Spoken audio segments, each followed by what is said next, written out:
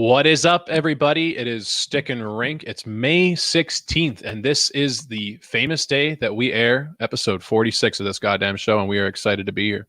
Before we get started, guys, StickinRink podcast is always brought to you by DraftKings.com, the leader in daily fantasy sports all across the world. I'm going to talk a little bit about basketball before I jump into my hockey DraftKings talk.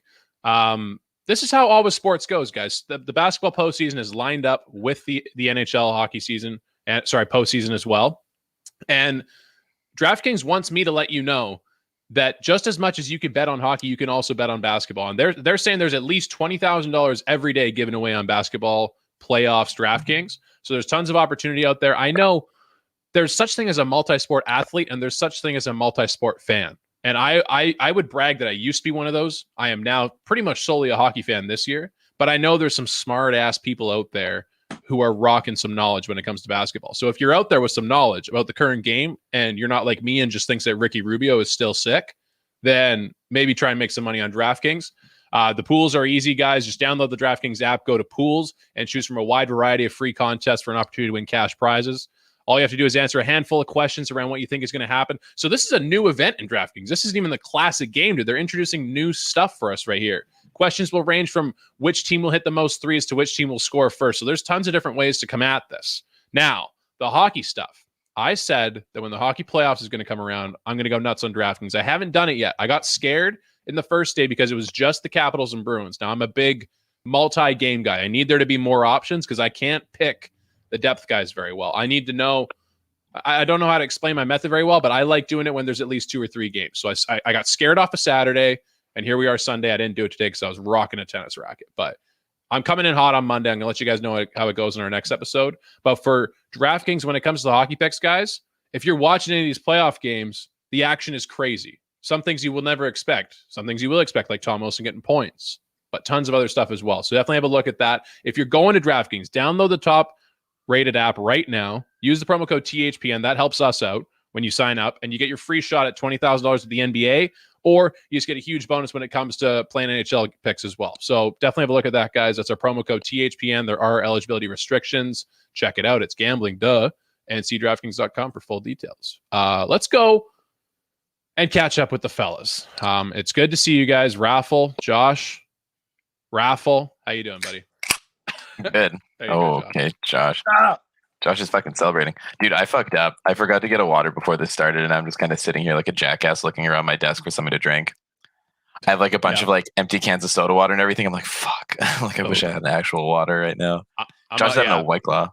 I when you went to go brush your teeth, I rocked some Soda Stream. I made a fresh new Soda Stream, and I'm probably going to finish that whole thing. Dude, speaking of soda water, my family bought a bunch of bubblies again, like we typically do. But my dad made the executive decision this time of getting the new flavors. I guess like new flavors that they released. One of them is a peach, and the other one is a pineapple. They both suck. Oh, yeah, they're both awful, dude. That's the peach one's. The peach one's okay. The pineapple, not the best. Give me your top 3 bubbly flavors. Grapefruit, lime, tangerine. In that order. Oh, the orange one, right? That's what the tangerine is? Yeah, okay. Yeah. Grapefruit, lime, tangerine. Oh, you and I are in different galaxies, my friend. If you fucking say strawberry, I'm going to leave this call right now. No, I think I'm going blackberry number 1. Wow. And then I'm going pineapple 3. I just blackberry? Blackberry's number 1. Are you joking? Cherry's number 2, and what the fuck? And then pineapple's number 3 for sure. I might just leave this call for a combination of those 3 because they're all as bad as strawberry. No, dude, come on, man. The lime is not the lime is it. No. Dude. Josh, do you fuck with soda water? That does not have vodka in it? Dude, if I wanted to get electrocuted in my mouth, I'd stick my tongue in an outlet, so I'm good. Thank you. I mean, you're basically doing that drinking White Claws. Yeah, okay. Jackass. Vodka in it, dude. Yeah. While we're discussing, that was the most... while we're discussing flavors, boys, like, I'm drinking a White Claw, and I've got a wall of White Claws, and I'll get to that in a minute. But what flavors do we like, boys? Like, rank them. So we've got... White Claws? Dude, you want me to do it? I'll do it for you right now. Grapefruit number 1, lime number 2, mango number 3. I was gonna say, I'm like, your bubbly flavors are very much White Claw flavors. My White Claw flavors, yeah. You know what? You know what would be a good goats and woats? I wonder if we even have enough to do it at this point. Like hard seltzers, like alcoholic hard seltzers. There's so many brands out there now. Dude, yeah. And like I was with someone yesterday and they were like, this one is absolute shit. It tastes like cough syrup. So like there's some bad ones out there. Oh, I haven't looked at any of the comments yet. Holy shit. On top of that, fuck off, Josh, are I disconnected? 550. The other one is what's it called? Is hard iced teas. You could go like nonstop with hard iced teas, the amount that there are right now. Like it's actually ridiculous. Yeah. Like remember, I think before it was just it was Mike's Hard and Hales, and then or I guess Mike's Hard is like Ice Hard Lemonade, but then there was also American Vintage as well. Yeah. Fuck me with American Vintage. Then there was one more, wasn't there? Or there is. What are there now? Or is there just a ton? There's just like random ones. I feel like I just go into the store randomly and I just see some sort of like new hard iced tea or some bullshit. Yeah. Yeah, like, but Twisted Tea came before Hales, no? I want to say so. I think it did, because I feel like the rapid Twisted Tea was that it was so fucking sweet, and Hales were unsweetened, or it was less sugar. I shouldn't say unsweetened because it was, but they weren't as bad as Twisted Teas. Like I remember being at Stampede, and me and Jordan had a box of Twisted Tea that we would be drinking at 10:30 a.m. before going to the Stampede grounds. Like it was a lot. And then Hales came along and it was just like a smooth shotgun transition. Like shotgunning Hales is the best thing you can do in the summer. Fact. Yeah. Well, yeah, because they're so fucking easy to drink, Josh. Yeah, 100%. Yeah. Shotgunning water at that point. Yeah. Have you guys seen that video? Fuck, who sent it to me today? Josh, you sent it to me today. The guy fucking trying to drink the soda water without burping. And he just like chugs the can of soda. He's like, oh god, he's like, it's so bad. Get it out. And he like turns and he like turns around and fucking runs into his garage door because it's halfway down. Like clotheslines himself on the forehead and is on the ground. When I saw that, I literally thought to myself, Rapid appreciate this. This guy's a huge soda water fan. And I feel like that just crossed your mind. Like, hey, can I fucking slam a bubbly and not burp like a bitch and just see what happens? Dude, think about it this way. Think about like every single time you shotgun a beer. What's the first thing that you immediately have to do? Burp. Yeah, burp. Just get it out. Whatever it fucking is. You're trying to burp. Yeah, I love that. You turn around and chuck sauce everywhere. This is like not a good sign for my business mind because I feel like when I first saw these hard seltzers coming out, or even just like anything, nudes, neutrals, whatever was the first one that I saw, I looked at it and I was like, that's the dumbest fucking idea I've ever seen in my life. Like, who would buy that? It's literally just vodka and soda. I thought it was the dumbest thing ever because I was like consumers aren't stupid. That's like buying like vodka waters. Who would do that? You just buy your own vodka and your own water. Why don't you just do that? It's so much cheaper. Yeah. And then it started blowing up. And then I did not take long to convert because I feel like once I tried them, I'm like, oh, okay, it's actually like fucking good. The party's here. Yeah. And then I started looking in the mirror more often. I'm like, wait, what if I substitute all those beers with vodka sodas? Maybe I not a whole lot would change because no one ever says like I have the hard seltzer belly. You know, it's a beer belly. Booze belly, dude. Yeah. Fuck. Damn. So business mind not looking good. To answer your question though, like, dude, convenience sells. Like, think about even something so minor as like, hey, like pouring a shot of vodka into a soda water. You're right. It's super straightforward. Any of us can do it. But it's like the fact that you can just open a can of soda water and already have booze in it. It's like, yeah, people are in. You know what I mean? Mm-hmm. Well, my first experience with that stuff, though, I remember when I was at Stampede and I was like 18 years old. This was like 7 years ago. I had like the Jack and Cokes premixed or like the tequila sodas, and they were like they're so sweet, and they're like I feel like there's only like 3/4 of a shot in there, like one shot. And so I always thought like, who wants to drink a whole, like no one likes singles, right? Yeah, like single cocktails, and I was like, who wants to drink a single vodka soda? But I wonder like what's the equivalent shot in there? Is it a double? I have no fucking clue. In a can? Yeah, I think it'd be like the equivalent of 1 ounce. Which is crazy. Hard liquor. Yeah, that still blows my mind that people drink them because that's like a shit ton of liquid for just a single. Yeah. Well, it's like I think that's why like these things are actually only worth like 5% is because they offset it with just so much more soda. Is that how you get like the alcohol percentage down? Essentially, I think so. Yeah. I would say so. Yeah, that makes sense. I've always wondered about that. Like I've actually always wondered about how that measures out. Because if you think it's an ounce, technically it's an ounce of alcohol. So then if you put an ounce into how many milliliters are in an ounce and then put that into a can, that should be your percentage. But it doesn't work that way because like the alcohol in there is vodka and that's only 40%. It's not like you're throwing in 1 ounce of pure alcohol. Yeah. Yeah. Weird. You know what I mean? Now we're just blowing my mind. Oh my God. Yeah. Because now what happens if you get a tally? Now it's a double. Well, anyways, but again, it goes back to that where it's like, dude. it's not a double. It's not like a double strength. It's just more liquor. It's still the same strength as a 1 ounce drink. It's just more liquor. Yeah. Oh, okay. You know what I mean? It's like if you go to like a bar or whatever and you get a single. It's like a single with like, let's say like a 12 ounce glass, then it's this much alcohol. But then if you get a double, then it's like now more alcohol suddenly in the same container. Yeah. So the alcohol itself is technically stronger, but there's the same amount. Whereas like with the tall boy, there's just a larger volume of it. Right. Yeah. You know?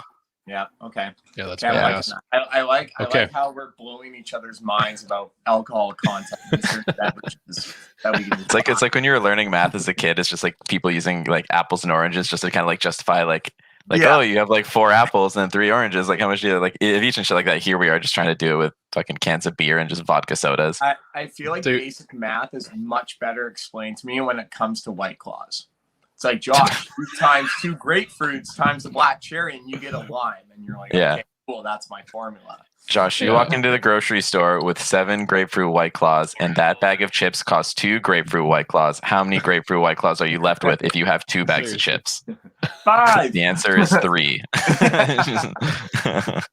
Wrong again, Josh.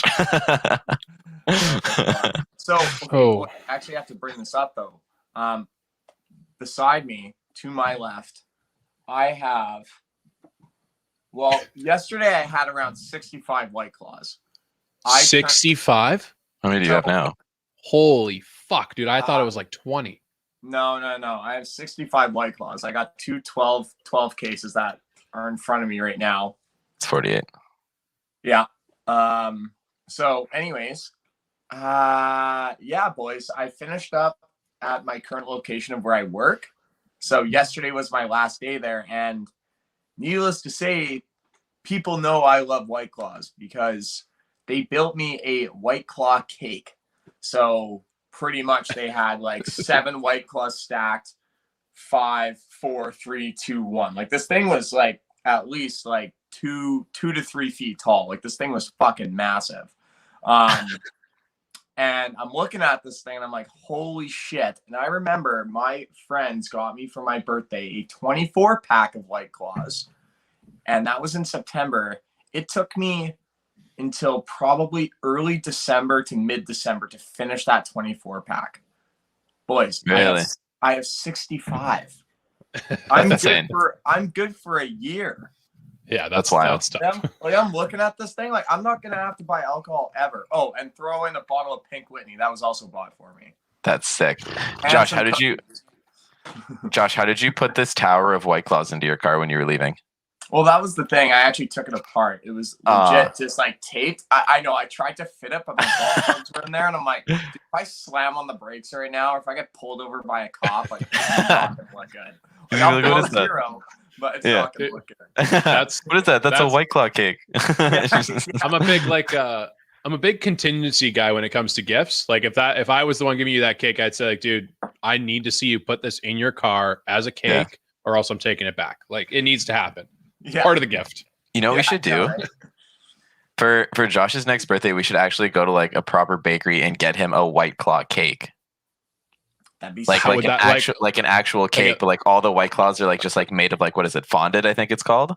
And then just like have it like stacked super high and everything like that. That'd be sick. Yeah. Like a White Claw cake to go with his White Claw cake. That'd be dope. Write that down. That's an idea. Yeah, it's an idea. That's a good use of money. Yeah. Love that. Fellas, what else is going on? Did we have enough? Let's hear it. I'm getting vaxxed, boys. Hey. This there you go. Vaxxed? There you go. Hey, that's the last piece of the puzzle. 1:20 p.m. I'm pumped. Nice. You ready for it? Wait to go and get poked. Huh? You ready for it? You nervous? Yeah, I hope I get Johnson and Johnson. Not gonna You don't want to get AZ? Good old AZ. Dude, I will tell you now, get ready for your arm to get fucking sore. Yeah, dude, everyone says that. And then, you know what, boys? I'll probably be golfing the next day. Because mama didn't raise no bitch. Just make sure after you get it, just like roll it out a couple times, like stretch it, because it will fucking, it's not fun. Oh, don't worry. I'm a southpaw Raf, and I use a good motion. Yeah, I was going to say, you're not a guy to turn down a challenge by any means. Okay, so listen, there's been a good congrats on your vax appointment. I'm excited for you. Thanks, buddy. No problem. There's been some good comments in the chat already, and I think we do need to address this. First of all, shout out Swishers, Jake Amps, person that's always late, shitty tennis player, but he does mention, Josh, are you hot or cold, dude? No one knows. Like, for do you know what they mean, the Josh? Audio podcast, real quick. Josh is wearing a too. Jordan, it's called style, dude. I'm wearing it. And your mom is also in the Facebook chat right now saying which vaccination. Michelle, he's not allowed to know that. You're not allowed to know what shot you're getting before you go. If he did know that, I wouldn't let him on this show right now. Dude, did you realize that this guy deserves to get AZ for sure? Did you realize that when you got the vaccination, don't you think it's kind of weird how it's like they don't tell you what vaccination you're getting, they just like put it in you and then they give you a card that says what vaccination it is? Oh, I got told before I had it. Oh, you did? No, dude. For me, it's just like needle in my arm, and then they handed me my card and it just said Pfizer on it. No, I was like, oh, thank God. I was actually reading this, Raph, and the BC government has to tell you if you're not getting Pfizer beforehand. Oh, really? So you know, so if you're not getting Pfizer, you'll find out before your appointment. So whether you're getting Moderna and or AstraZeneca. So fingers crossed for Pfizer. Haven't checked in a while, so I'm pumped. What if they just poke you and then you just get the card and it just says J&J?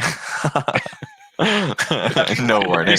He'd be fully vaxxed though. That's a flex, right? He would be fully vaxxed, but also that's nuts. Wait, what's the thing on Johnson and Johnson? Are they saying you only have to get it once? Yeah, it's a one shot, but it's lower efficacy rate. It's like 85%, I think. Yeah, but whereas like still a good Pfizer's shot. like what 93 or something, I think. Like 95. Yeah, I think even a little higher. I thought it was like 97, but I could be wrong. I could be wrong. Yeah, Josh, I always love your outfit choices for the podcast because I know you're a stylish guy, but I like how you don't always drive it hard for me. You just make sure you know how important I actually am. That's fair. Dude, you're lucky I showed up here fucking with pants on, dude. I've got my don't shower shorts on right now. Dude, you wear pants to podcast? Yeah, what a loser, dude. It's like all those like frat photos and everything like that when the guys are showing up to get their what's it called? Their fraternity photos for like the giant board or whatever, and everyone just like wears like dress shirt and suit jacket up here, and then below that's just boxers. Yeah. You know what I mean? Like that's all of us right now. I've always loved the like the khaki short look. We did that one time. We did that at my athletic banquet in university one time. We me and a couple friends, we wore like dress shirts tucked in with a belt and then like cargo shorts. I thought it was hilarious. Yeah. It's so sick. Boys, I think this might actually be the summer. So we had summer vibes written down in the outline. Now I want to describe to you guys summer vibes. Okay. The first one is tennis. You guys have been ripping tennis. I haven't played once this year, but I'm still down. And my competitive side will come out and I will get better. I know that. That's good. The second thing is can we all get boating shirts and wear those with cargo shorts? That is one boating thing shirts. I want to do. Like Nautica? Yeah. Like a boating shirt. Like almost like when you're on like a motorboat, like almost like dad boating shirts, like open. Are they polos or are they full down buttons? Like button ups. Okay. It's just open and you just have everything hanging out or unbuttoned fully. Yeah. I want that to be our thing. We're talking like Miami Bay, but you're 45 years old and you're like super tan. You're always out in the sun, unbuttoned. Yeah. I have tons of those shirts. I am ready, dude. Let's go thrift shopping. I'm ready if we need to go buy some. Dude, we'll put it under the company card, bro. Can we also make this the summer of like Hawaiian shirts somehow? Mm-hmm. Yeah, that'd be fucking dope. That was the word. Hawaiian shirts. That's what Hawaiian shirts. Yeah. Dude, I've got a few of those in the closet right now. Like I could just throw those on and we'll be good to go. I actually think that like a Hawaiian shirt, like for my body type right now, like the dad bod extreme where there's like rolls and like not a genuine summer bod. I actually think that button downs are like a good look because if you're at all trying to go for like the just in the sun having a fun time, you look like a fun guy when you're like a little tubby with a button down. Yeah. Wide open. Elijah, Yeah. were you What's up? there the night when I think it was like me, Dan, Cam, and I think Ryan went to Shameful Tiki Room, and we all just wore like Hawaiian button-up shirts and everything, and just got fucked up off fish bowls? Yeah, I like joined you guys late for that night. I remember you guys getting wild, dude. That's a fucking legendary night. We'll talk about that one time when we bring Dan on or something. Yeah, that was a good time. Yeah, that was fun. I got a little update for you guys. So last episode, I explained how my girlfriend was the victim of a targeted attack. It was one that didn't make the news because the news is fucked, but she got egged, and my car got egged as a consequence. I still have not cleaned my car, and so there's distinguishable streaks out there. I'm kind of looking for some advice on what my best approach is here. Do you think an automatic car wash will take care of this? Because I don't want to get hands-on with it. Do it sooner rather than later. It's like tree sap. The longer you let it stick, the harder it is to get off. But don't you think like I've already like scaled past what it's going to be? Like it's maxed out, max level. Okay. No. Well, here's my idea. We're expecting rain the next couple days, so. Oh, hey Josh, you know my vibe. You know my money-saving vibe right there. Fucking free car wash by nature, baby. Should I throw some Dawn on there before it rains? Yeah, some Dawn. I thought about a fucked up prank to do to someone. What if I just like? That makes sense. I mean, it's a dish soap and there's food on your windshield, so I feel like Dawn would be a good solution. Hey, Dawn and the grease is gone, dude. If they're looking for an ad right now, I can go do a nature car wash, right? That'd be sick. I thought of a fucked up prank though. What if I like cracked an egg on someone's car, like in a like hidden area, and then just let it like get gross on the outside, and they'd be like, "Why does my car smell like absolute dicks right now?" And they'd never be able to find it. Where would you do it?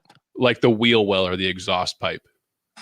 In the exhaust would be a good one. Oh, on the outside of the exhaust, because like inside might be. I feel like that's a bit dangerous. I don't know. Yeah, it is because carbon monoxide goes into the car and it might kill the person. So you could.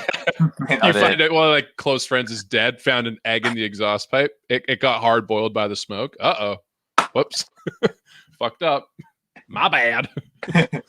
Cops come to Elijah and they're like, "Did you do this?" I'm like, "Yeah, but it was over easy, so it's all good. Don't worry about it."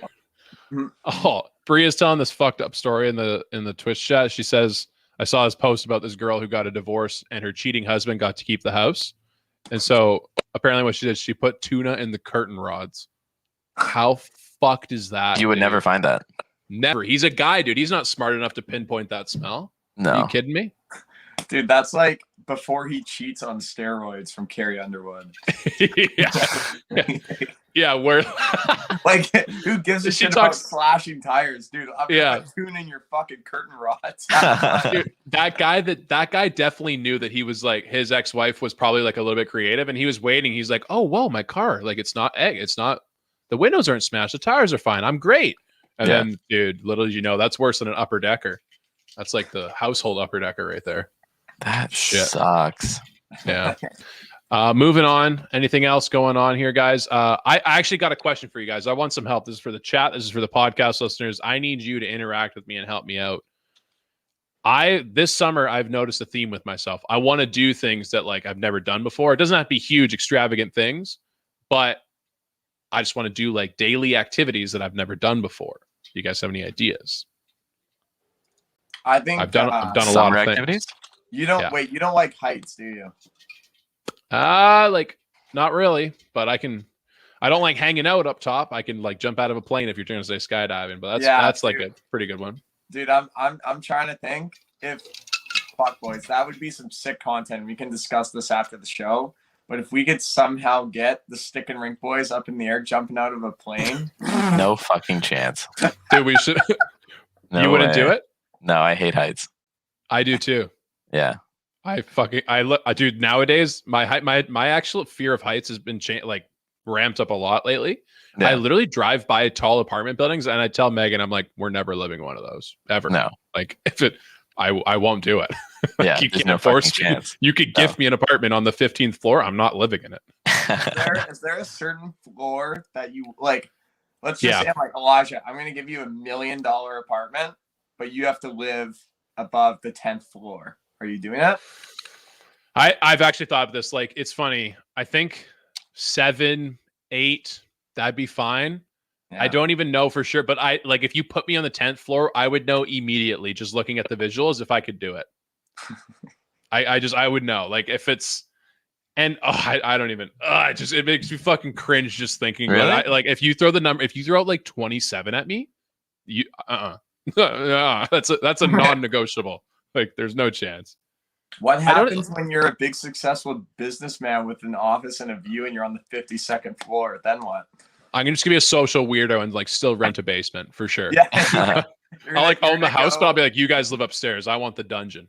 Yeah. You're gonna go the CEO and you're like, can I have back my cubicle, please? I'm getting busy. I don't like the windows, dude. I can see everything out there. It's not good. Yeah, but no, that's a great idea. StickinRink skydiving? No. Fuck yeah.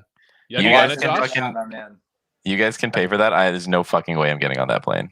Josh, have you done it before?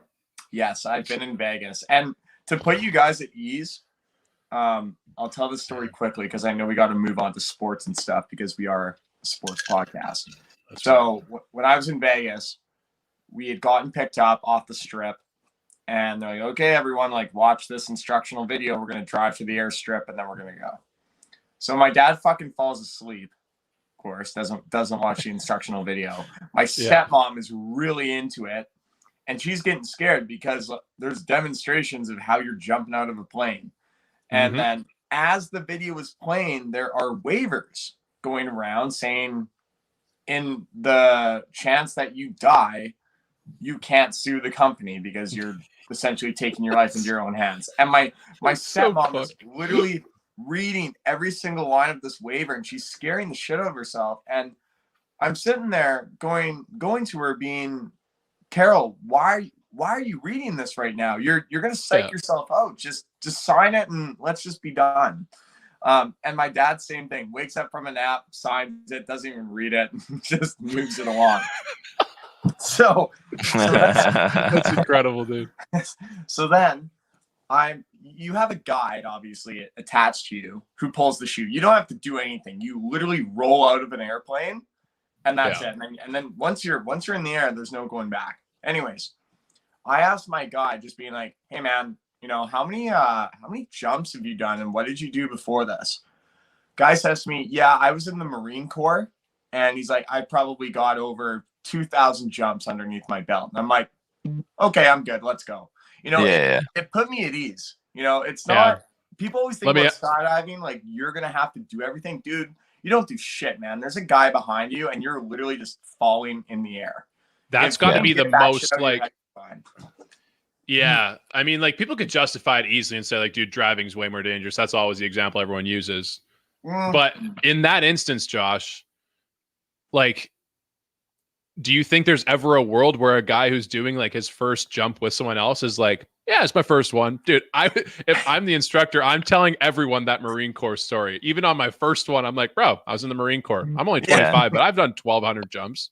Yeah. But the interesting thing though is that for that story, for you to be afraid, you have to be afraid of like inexperience or something going wrong with like the actual jump and like the actual person performing the jump. For a person like me, that's not necessarily the case. The case is that I just don't fucking like heights. Yeah, that's not like if I look at how far up I am, and you're like that's 3 kilometers or like that's 6 kilometers up in the air, for example, obviously not accurate at all, but like I'm just as scared either way, Yeah. Well, let me that doesn't change things. I don't think people that aren't afraid of heights look down and say like, oh fuck yeah. I think everyone's like quite shook in that plane.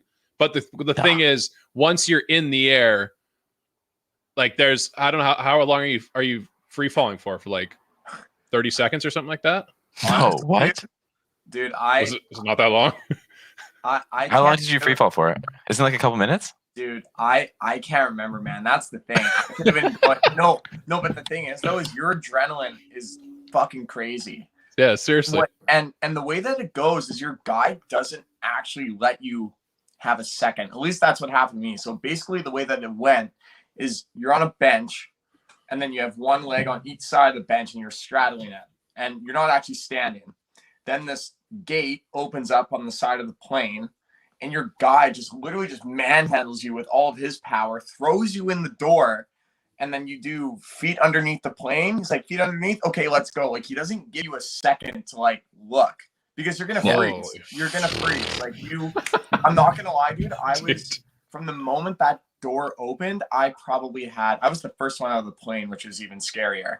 That's sick though. Yeah, it was nuts. The view is just dope because you don't have anybody else flying in front of you. Exactly. Yeah. And I had less than 10 seconds from the moment that door opened. And we were climbing for we were on like a 15-minute flight in the air. Holy dude, I'm like losing like my breath just talking about this. And you just keep climbing, and you're sitting there and you're wondering to yourself, okay, this is a good height. I'm good to jump now. I'm good to jump. And you just keep going higher. And then all of a sudden the door opens and you're just it's happening. So, dude, I looked it up. It is if you're 10,000 feet in the air, it's about 30 seconds of free fall. And then for every 4,000 feet you go above that, it's an additional 30 seconds. Jesus Christ, dude. Like, that's sick. Oh, that's so sick. I actually think like the free fall is not the scariest part, right? Like, dude, the first couple minutes or the first 2 to 5 seconds out of the airplane is fucking scary because you're somersaulting. You airplane, so you don't actually know. Like when I flipped out of the plane, I completely inverted myself for a second where my body, like my chest, is facing the sky and I'm looking at the airplane as I'm falling. That was scary. Oh my god. When you're looking at the ground, it's actually a lot more settling because you're like, okay, I know where I'm at. I'm level now. Yeah. You know, and then all of a sudden, as you're free falling, you're just looking around. You're looking at the skyline. I could see all of Vegas. It was so cool, dude. It was so cool. Yeah. It sounds badass. Like I know I'm gonna do it one day, but it's just terrifying to think about. I have a video. I'll see if I can send it over to you guys. Okay, that'd be sick. Yeah, that'd be dope. Okay, let's move on, guys. We'll catch up some more in a little bit. But so like Josh alluded to, we are a hockey podcast. We're a sports podcast as of now, and we're going to dive into some fucking NHL stuff here. It's the best time of year, guys. It's the NHL playoffs, the most exciting times. Where we're at right now, we are a Canucks podcast, so the Canucks are currently playing their third last game against the Flames. They're down 1-0. So I've already buried the Canucks. In my mind, they're 6 feet under until next year. I really don't acknowledge what's going on at all. I'm not Team Tank. I'm still Team Win, if you're wondering. So fuck you if you want to ask about that. But Josh and Raph, let's talk about some of the playoffs that are going on. How do we want to start this? I know we want to go over our picks for the year, for the playoffs. Mm-hmm. We want to start with that, or do we want to wrap with that? Where do we want to do that? Why don't we? The one, honestly, I haven't watched one game yet. To be honest, the one thing I will say though is, boys, lots of overtime games and low scoring games. Like I'm pretty sure today we had 2-1 nothings, did we not? Or no, was it one? I think 2 OT games, 1-1 and I think the New York I think that one was 4-3 or 3-2. Yeah. So 4-3. I mean, very evenly matched, and we knew this was gonna come. I mean, you're still playing within your division. There's no crossplay between teams that you haven't seen. So the first round is going to be a very interesting one. I think that's where a lot of upsets are going to happen, I would say. Because it's just you've played each other so much, and if you know what the teams look like, you know what roster they have, you've been playing them all year. So, I think that's something to obviously consider. But yeah, I mean, in terms of the first round, that's kind of all I had. The one first round matchup I'm pumped about is Tampa Bay and Florida. That is awesome. Yeah. So much like you, I haven't watched a ton of the game. I've only watched one game so far, and it was parts of it. I watched the Florida Tampa Bay game, almost all the third period and little bits and pieces here and there. I want to go and say, without having watched the other ones, best series of the playoffs so far. It's been tabbed the most entertaining, I would say. So far, like it was a 5-4 game today. There were multiple lead changes. Like it looks like there's 1, 2, 3, 5 different lead changes throughout the entire thing. Right. So, and goalies, funny enough, in a 5-4 game, the goalies actually played outstanding from the parts that I watched. Huge saves on either side. And it's the best part, guys. It is physical playoff hockey. There was a scrum after every third period whistle. There were huge hits being laid out by everyone, and minimum penalties too. Like there's 4 or 7 penalties total in the game, And in regular season hockey, there probably would have been 15. Like it was, I don't know. I like this kind of hockey. I like that. And I was looking at the points that you had made in the outline before we started to record, and I'm very interested in this match. I'm not just this year, but going forward, because when you think about both of these teams, Tampa Bay has been pretty dominant in the last 4 to 5 years, I would say. And the Panthers have never really done anything, probably since like the late 90s, I'm pretty sure, when they actually had a pretty good team. And these teams have never actually had a rivalry, and this should be one. It's the Battle of Florida. Like, they play in the same state, and no one really gives a shit when they play each other. You know, should this not be kind of a new era of hockey rivalry? Like, this is what should sell in Florida. This is what you want. You know, two teams and creating rivalries in the state, because when you barely get that, especially in the southeast part of the U.S. where hockey is not popular, like at all. You know? The Florida. I don't know what to call. What are people calling it? The Sunshine Series, or like, because it's not the Florida Series. No, like, but the Sunshine Series, I like that. I mean, it is the Sunshine. No, it's not the Sunshine State, is it? No. What is the Sunshine State? It is Florida. I just looked it up. Florida. Okay. Yeah. All right. So there you go. We got the Sunshine Series going on. And I agree. If hockey wants to succeed in the Sunshine State, then you need a good series like this and a good rivalry to build up. And I think it's there, dude. Like the amount of hate that's going on so far and the amount of competitiveness in this series is huge. It's like I said, it takes the cake for most entertaining so far. I will say, like, the vibe of the game, Florida and Tampa, when I was watching it is, you know, Florida had a third period lead, 4-3. And they were playing well. They were still playing high pace, high intensity, still going for it offensively. But there was just this kind of the amount of chances that they were giving up and the amount of chances that Tampa Bay was creating in the last 15 minutes of a one goal game. That really showed me that I don't know if Florida is capable of winning this series, because when it comes down to it, man, the experience of Tampa, even if you're going to play shutdown D, I still think they have the ability to come back. But if you're going to play open style hockey with a 1-goal game or a 1-goal lead, I don't see much of a hope for you there. That's my take on it so far. And it's funny because we'll talk about this, but Florida was my pick in our predictor. But I mean, after watching it, I think I quickly regret that. Yeah, I mean, whenever you have, you know, a defending Stanley Cup champion going up against a team that has little to zero experience in the playoffs, especially with the young team that they do have, it's hard to not take Tampa Bay. Do I think the Panthers are going to make it competitive? Absolutely, I do. They are a good team, and they have, in my opinion, a good probably 4 to 5 years ahead of them.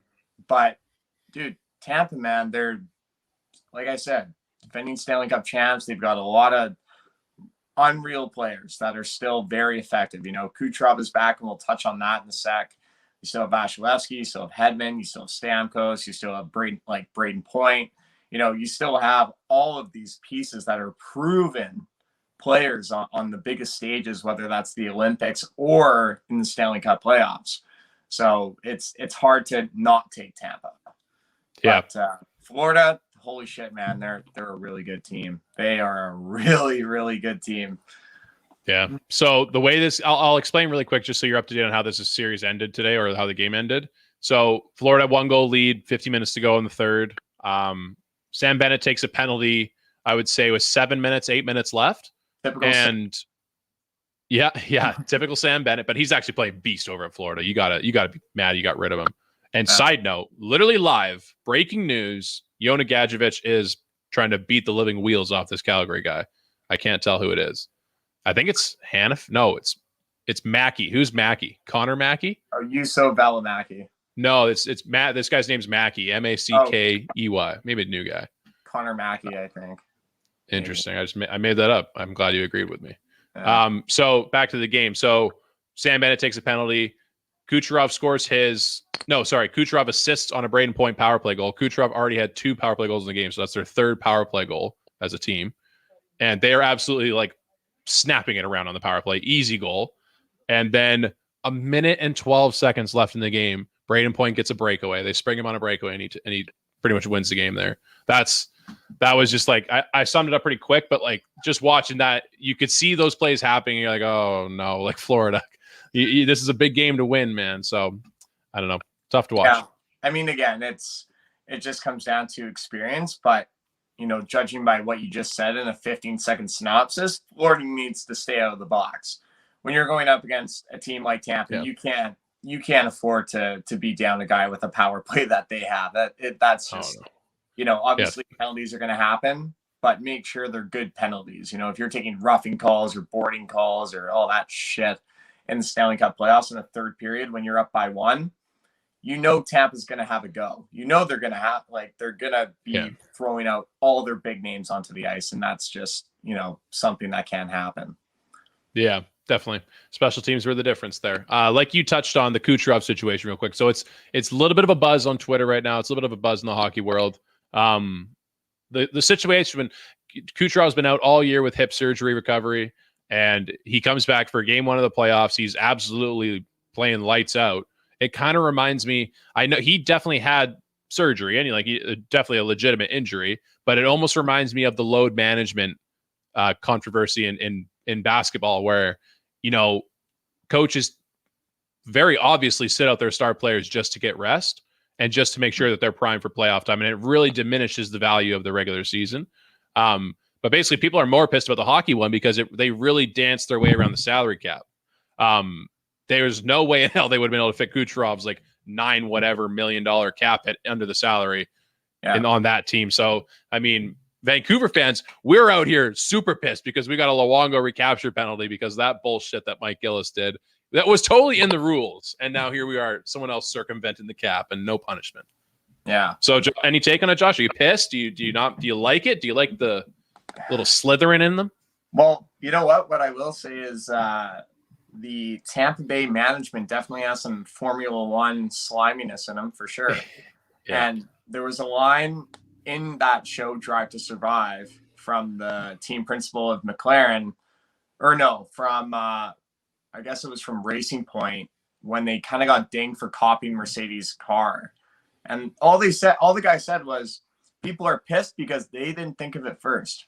You're the first one through the wall, man. It's always going to get bloody. That's the way it always goes. Yeah. In my opinion, Tampa Bay is a trailblazer for doing that, I would say. Yeah. It makes sense. I mean, do we like it? No, especially if your team is, having salary cap issues like Vancouver is. But hey, it's within the rules. You're allowed to do it, so why not? Yeah,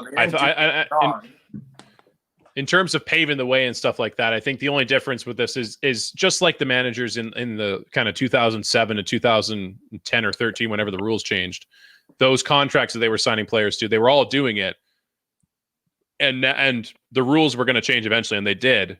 And then people are kind of, they instituted new rules that kind of boned over those people that use those contracts. So I wonder, just kind of given the way that this works right now, I don't think something isn't really that you can penalize for. That you can definitely put in a rule that stops teams from doing this. I don't know what it would be like. I don't know how to dance around that, but I think it'll be hard to retroactively penalize people because it's not a long-term thing they're doing. But either way, you're right. Though, what did Tampa Bay do? So I know that obviously Kucherov missed the entire year this year, correct?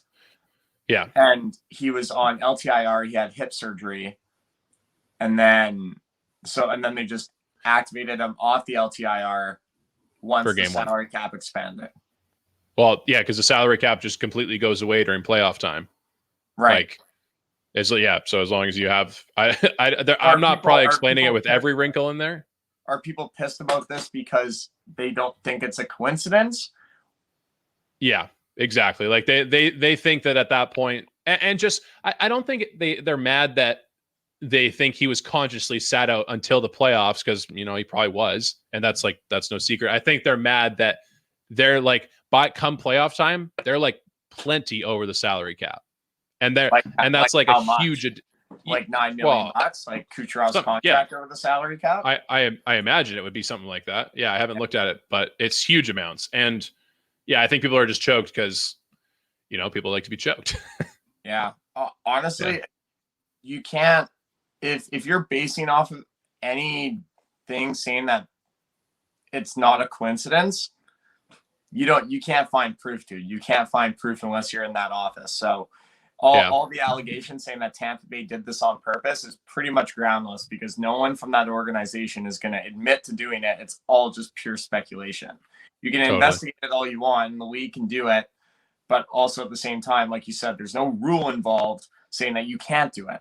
So I think people are just pissed because Tampa Bay now is most likely going to be the favorite. And I think people are even more pissed off because the fact that Tampa Bay was still dominant pretty much this entire season without their best player pisses them off even more. And what I will say to those people is, fucking dude, it's not their fault that your team fucking sucks. Our team included. So there's not much else you can say about it. Really, the Leafs need to take a page out of their book because they draft just as well. Yeah, but they just can't hold on to anyone because they got so much money tied up. Why didn't they just leave William Nylander's contract out of it? Fucking sign him. Have some fucking Toronto mafioso just go, hit him with a fucking baseball bat and bring him on playoff time. You're fine. Yeah, or just claim that he's bone bruised. Bone bruise, dude. It hurts. There's a bruise right there, and it's all the way to the bone. That shit hurts. We got a question in the chat. Who's the biggest target in the offseason for the Canucks? That's an interesting question. I have taken zero. I know Josh has as well, taken zero time to look at free agent classes, to look at any of that, because I don't think that I'm out here saying that I don't think the Canucks need many changes. I think there's going to be a ton. I think I'm looking at this right now. Calgary's up 4-0 right now. Calgary's up 4 right now. Yeah, they scored 3 goals in 5 minutes or something like that. This is not looking good for Travis Green at this point. I'm not confident that he'll be back at this point. I'll get all my points out here real quick and I'll let you talk, Josh. Okay. I don't think Jimbo will go, I don't think he should go, but he will go. I don't think Travis Green should go, but he will go. I don't think the Canucks really need to add much other than an Alex Edler most likely replacement if he doesn't come back, another 5-6 defenseman, and maybe a bottom 6 forward. I actually don't hate our bottom 6 like a lot of people do. But I think that's the way this offseason is going to go. Josh, do you think any differently, to answer his question? I mean, I think I'll kind of dance around this question just because I'm not even thinking about UFAs until you fucking sign Pettersson and Hughes. Get those deals done and get them done fast before the free agent frenzy, before you fucking sign a UFA and then you're even strapped for more cash. So that's my number one thing. Yeah. Okay. Yeah. That's a good. Honestly, that is priority number one. That's my priority. If people are going to talk about UFAs, why are we talking about issuing more money that we don't already have when our 2 stars aren't even signed yet? Yeah, that'll be interesting contracts when they come up too. We'll see. That'll be fun. Now, just briefly touching on that though, do you think it's in favor of Pettersson and Hughes to have a new GM negotiate their contracts with them, or do you think it's better if Jimbo stays and they have him do it? Yeah. So from whose perspective? From the players, from the fans, from ownership? I would say from Pettersson and Hughes, because I mean, at the end of the day, it's their money.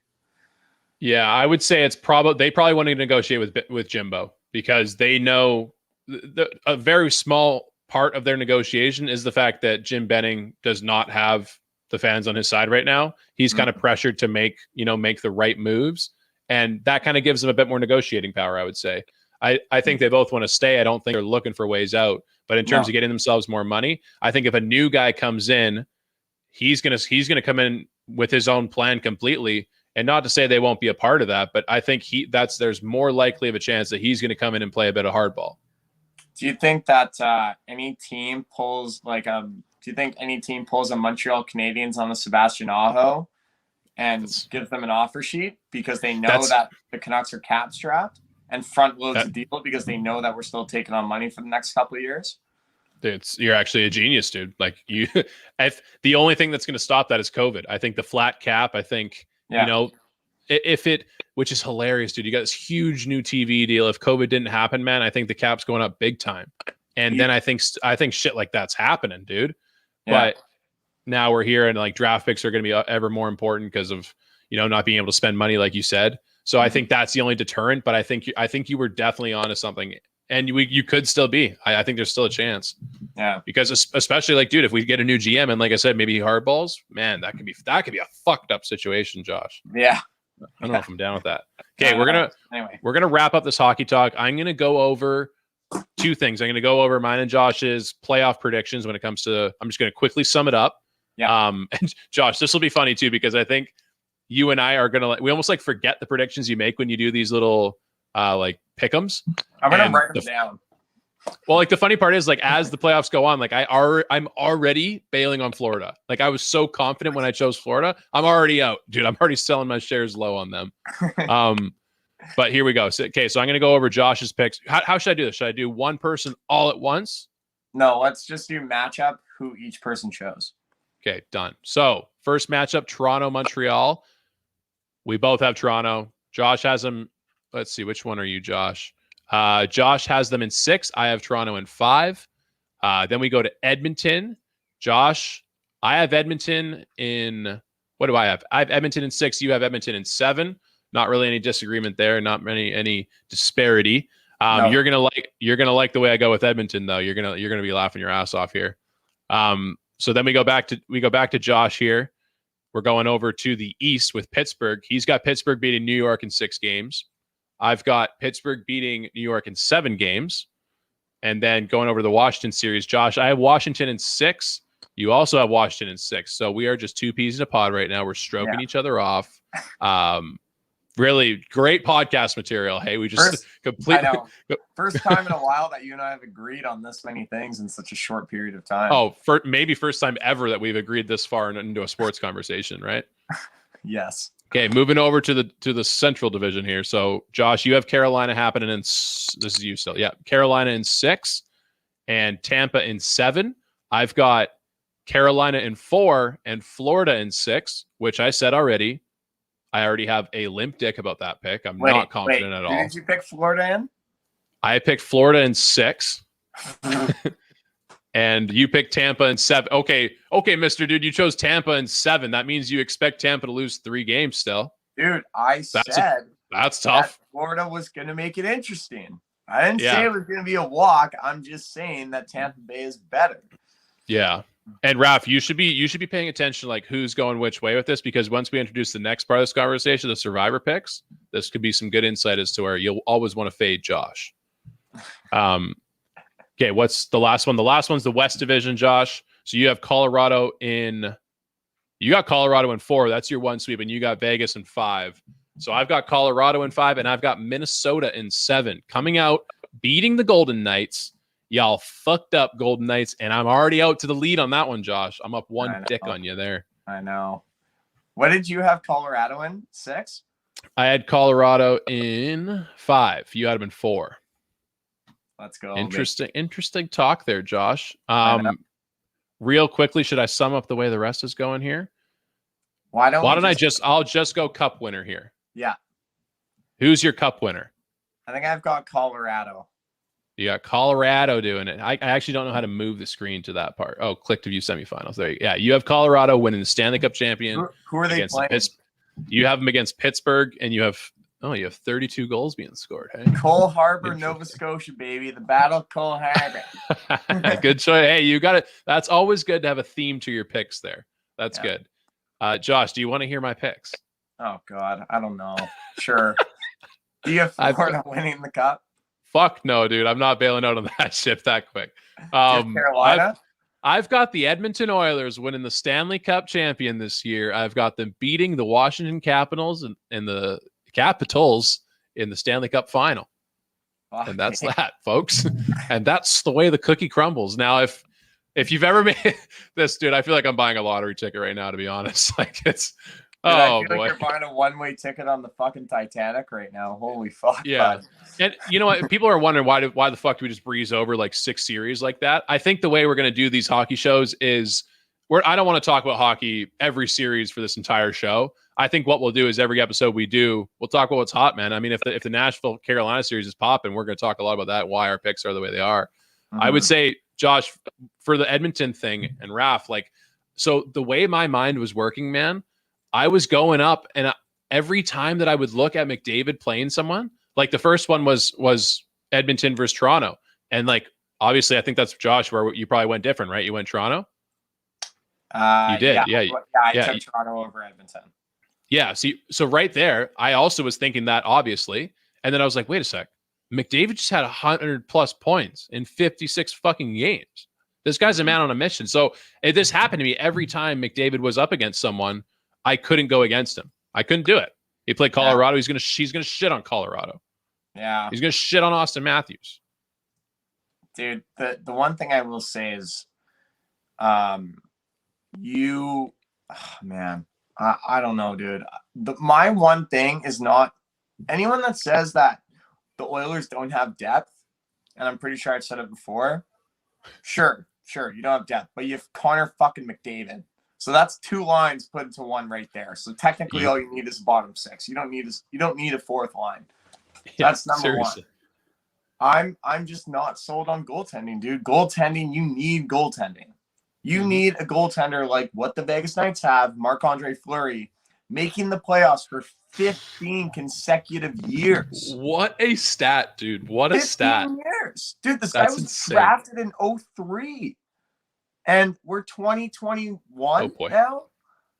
That's fucked. That's fucking ludicrous. Raph, your mic's low, by the way. Anyway.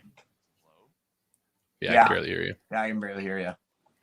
And it's a good thing too, because Calgary just scored again, and I'm feeling just the way Raph sounds. I'm feeling very low. Shit, 5-1, boys.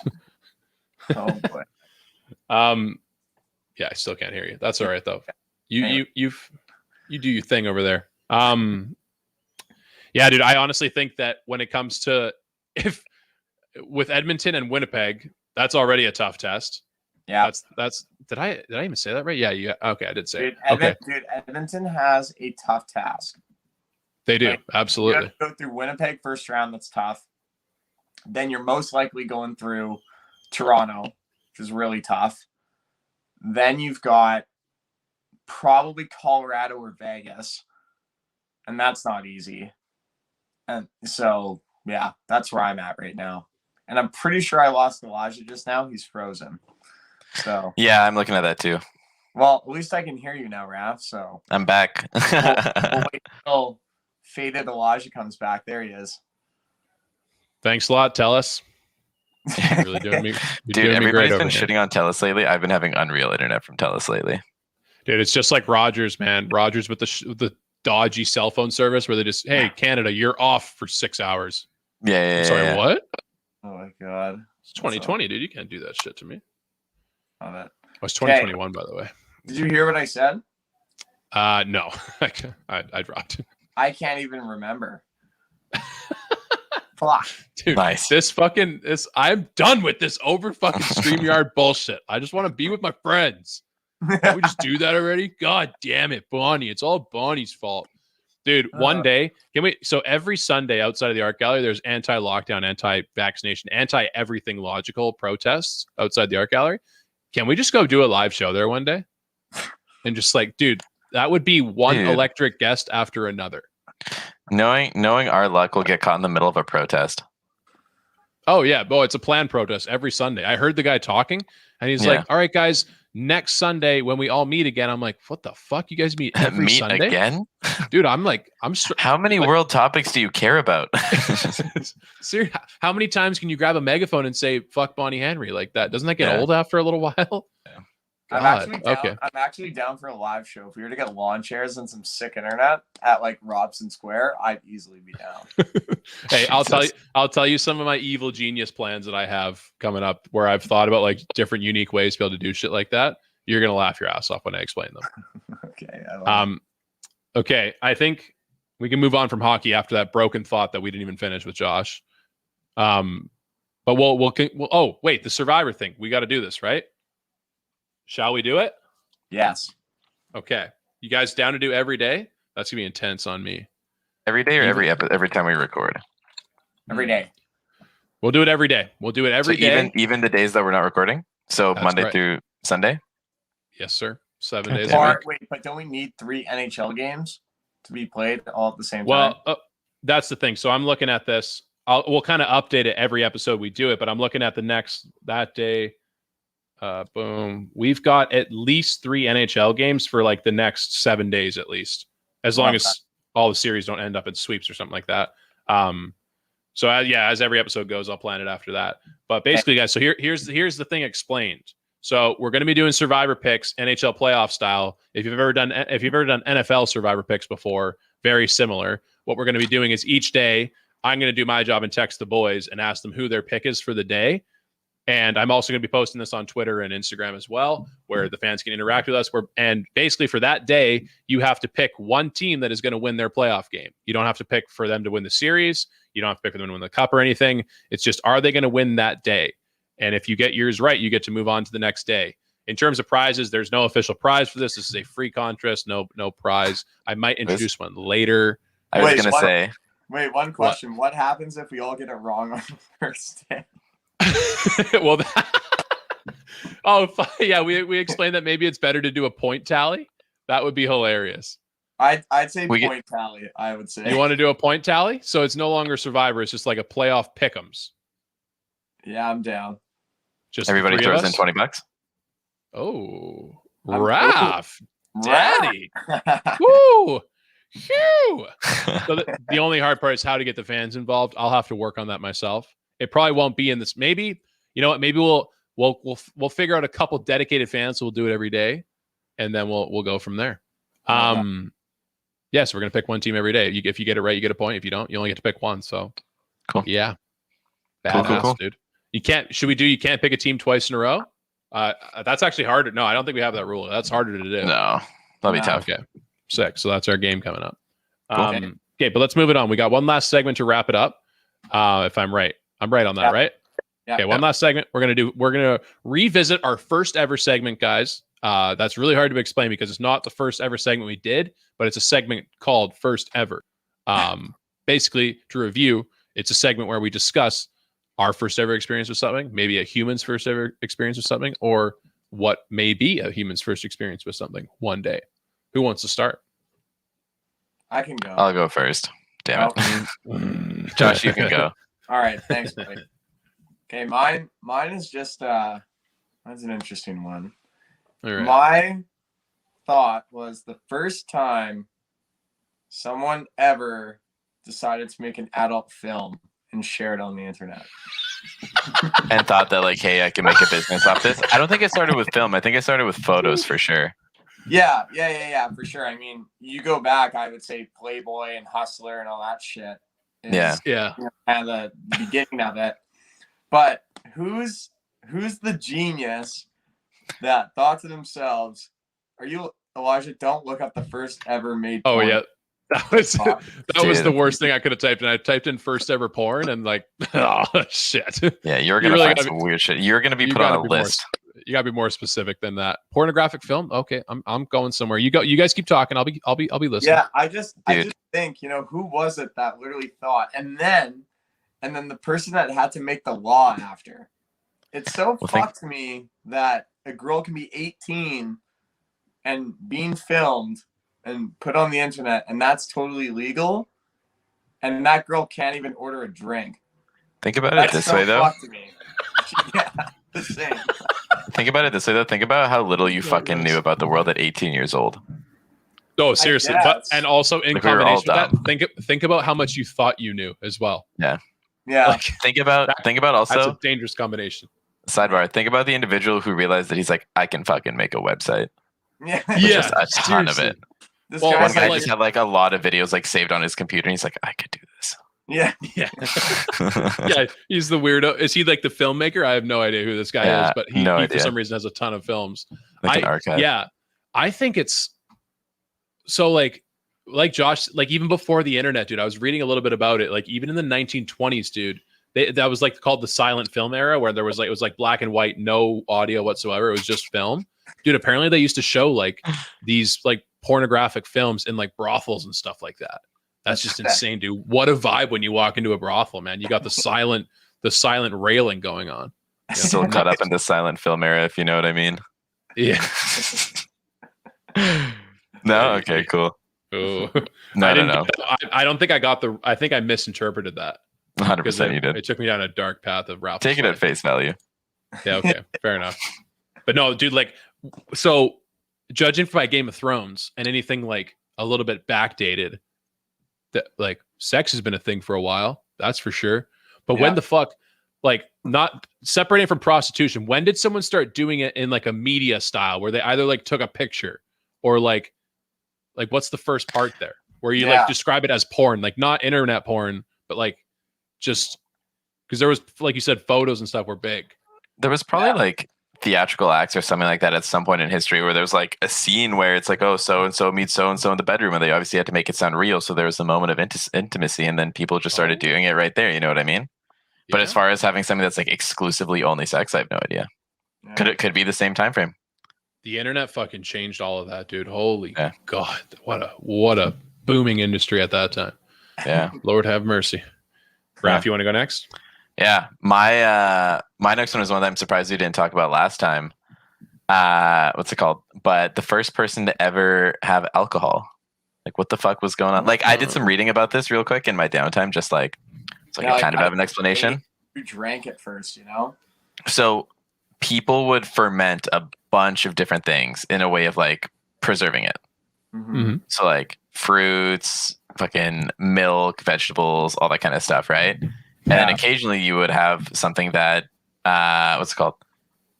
If I could get the science wrong behind it, but eventually you'd have something that just had like a higher concentration of like alcohols and ethanols.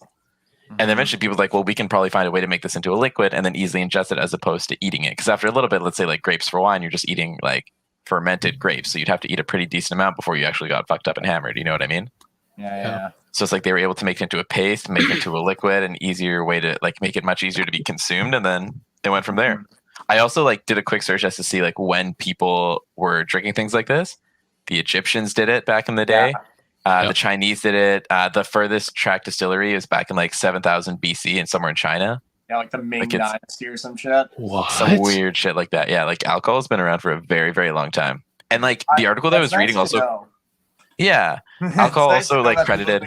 Fucked up for 7000 BC. That's pretty dope. Yeah, dude. The article was also talking about how like alcohol has contributed to like a lot of different things in society, like art, literature, all these different things.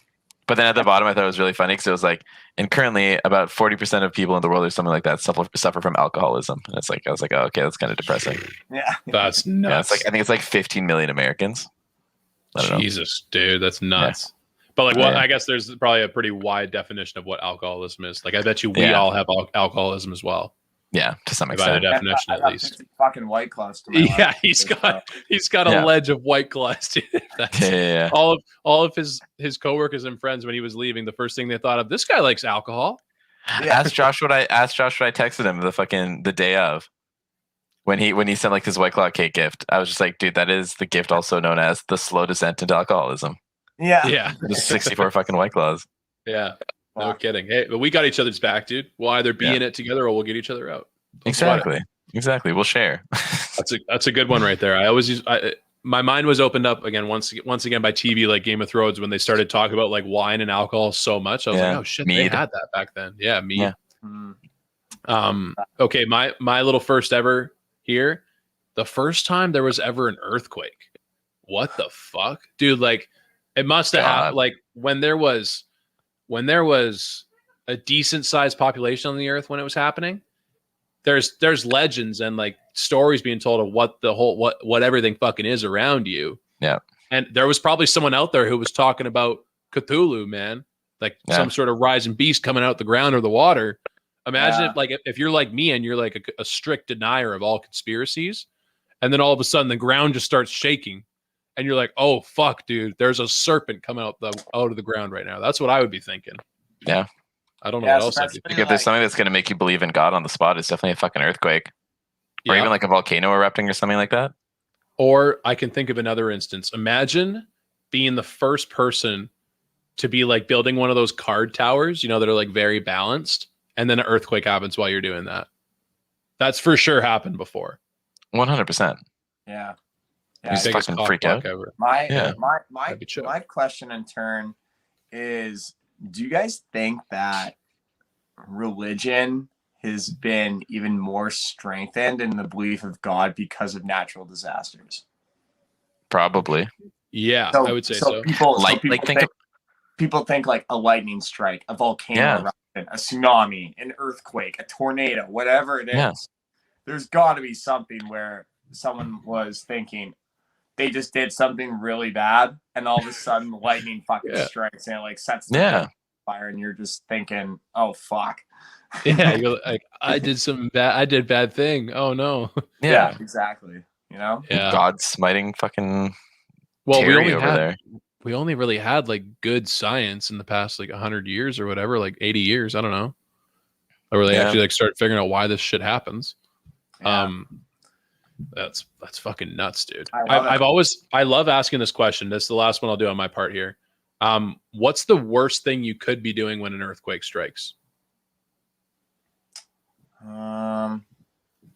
For example, giving birth. That would really suck. And there's going to be plenty of people giving birth when a huge earthquake hits your window. You just got to push through it. You're totally entitled to say that, Ralph. Yeah, thanks. I was going to say also taking a dump and turn. You got to push through it. Push through it. Off. Yeah. Tons of things you got to be pushing through. I feel that anytime you are in a vulnerable position, sleeping, and this could be for anything. Anytime you think you're going to die, whether it be a person breaking into your house, a natural disaster, think of a vulnerable position that you're in. My vulnerable position, headphones in, playing Call of Duty with the boys, getting absolutely shelled. I'm so mad that I don't feel the earthquake because I'm just shaking as well. And then I die. Yeah. Then you don't get the warning signs? I don't get the warning signs. This kind of goes like with what Josh says, but honestly, probably being so fucking hammered that you don't realize an earthquake's going on, and then you think that you can beat the earthquake. Like that on top of the world feeling. Like you just neglect getting into a doorway or fucking getting underneath a table or something. Or dude, what about being on mushrooms or acid? Uh-oh. Dude, I'd be let's say universe. Let's say you just pop it. Like you just throw it in your mouth.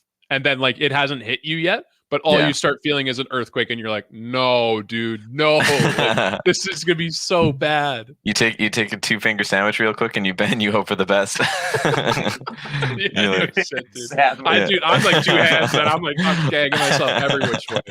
I'm sticking it in my fucking butthole, and then I'm throwing it down the throat, dude. Just anything to make myself gag at that point. Oh man! 2-fingered sandwich. Oh god! Sheesh, dude. Can we go now? Can we end this? Yeah, let's wrap it on that. That's a sick segment. I love how we do it once in a while. Thanks for listening, other guys. That's episode 46 of StickinRink. We're hoping to have something special come your way in the immediate future. That's all we're going to say for now. But we got some things in the work. We're hoping to break through. We didn't touch on it now, but the COVID cases are going down. So be happy, people. Josh is getting his vaccine. Be happy for Josh. Hopefully, no side effects coming. Don't drink when you get it. Like, don't have a White Claw with you at all times. Dude, I immediately went home and had a beer after I got shot. Did you? There you go. Yeah, maybe maybe not immediately. Maybe like 3 hours later. But yeah. Were you fine? Good man. I was chilling. All right, cool. Good man. Love that. All right, boys. All right. Last but not least, my mom's saying you lost me in the 2-finger conversation. Good. Kim, well, you want like. It's when you make yourself throw up, Mom. You throw 2 fingers down your throat. Yeah. There you go. And that's our episode, guys. We'll catch you on Tuesday. Adios. Bye, guys.